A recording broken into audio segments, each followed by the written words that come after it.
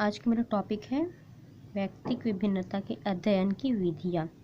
व्यक्तिगत विभिन्नता के मापन करने के लिए अनेक विधियों का प्रतिपादन मनोवैज्ञानिकों ने किया है, जो कि निम्न है। इसमें पहला आता है बुद्धि परीक्षण। व्यक्तिगत भिन्नता के मापन के लिए बुद्धि परीक्षण सर्वाधिक महत्वपूर्ण उपकरण है। बुद्धि परीक्षण के माध्यम से व्यक्तियों की बुद्धि का विश्वसनीय एवं वस्तुनिष्ठ मापन किया जाता है। बुद्धि परीक्षण से प्राप्त बुद्धि लब्धि के आधार पर बच्चों की व्यक्तिगत भिन्नता की जांच की जा सकती है। सेकंड आता है उपलब्धि परीक्षण। उपलब्धि परीक्षण के माध्यम से बच्चों की उपलब्धि की माप की जाती है, जिससे बच्चों की विषयवार एवं समन्वित रूप से उपलब्धि का ज्ञान होता है, जिससे व्यक्तिगत भिन्नता का ज्ञान होता है। तीसरा आता है अभिक्षमता परीक्षण। बच्चों की अभिक्षमता की जांच इस परीक्षण के माध्यम से की जाती है। इसके माध्यम से विभिन्न क्षेत्रों जैसे सांख्यिकी योग्यता, शाब्दिक योग्यता, यांत्रिक तर्क शक्ति, भाषा योग्यता, लिपिक संबंधी गति एवं शुद्धता, शिक्षण अभिक्षमता परीक्षण, चिकित्सा अभिक्षमता परीक्षण, व्यापारिक अभिक्षमता परीक्षण, कानून संबंधी अभिक्षमता परीक्षण इत्यादि की जानकारी प्राप्त होती है। नेक्स्ट आता है अभिरुचि परीक्षण।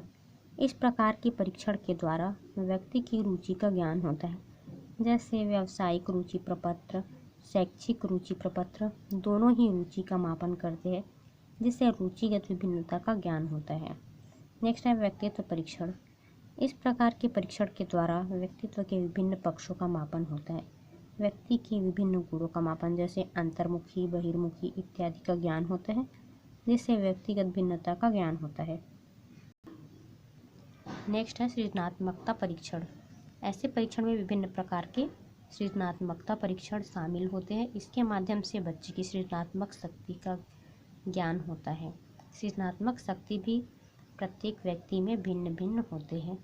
नेक्स्ट आता है समायोजन परीक्षण। प्रत्येक व्यक्ति की समायोजन क्षमता भिन्न भिन्न होती है। समायोजन क्षमता की जांच के लिए समायोजन परीक्षण का प्रयोग किया जाता है। नेक्स्ट आता है व्यक्तिगत अध्ययन।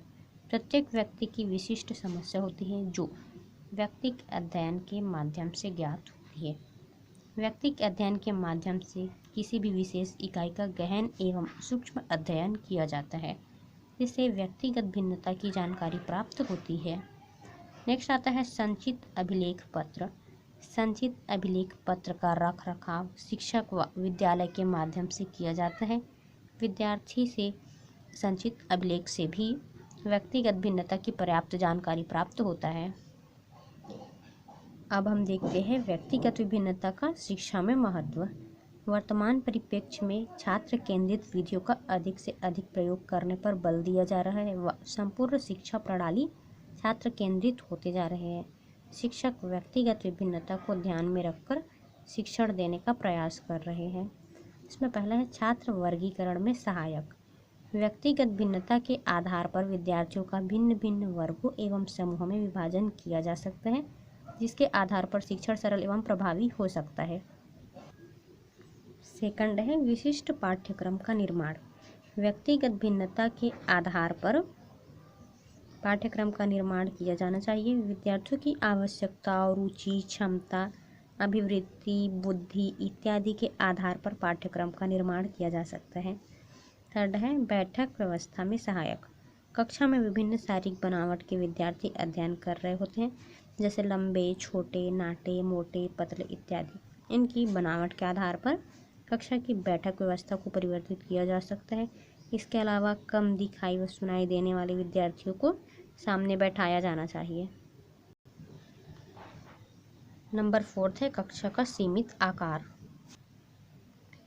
व्यक्तिगत विभिन्नता के आधार पर कक्षा का आकार छोटा होना चाहिए। कक्षा में 20 से 25 बच्चे होने चाहिए। इससे अधिक होने पर बच्चों को व्यक्तिगत सहायता प्रदान करने में कठिनाई होती है। नंबर 5 है शैक्षिक निर्देशन में सहायक।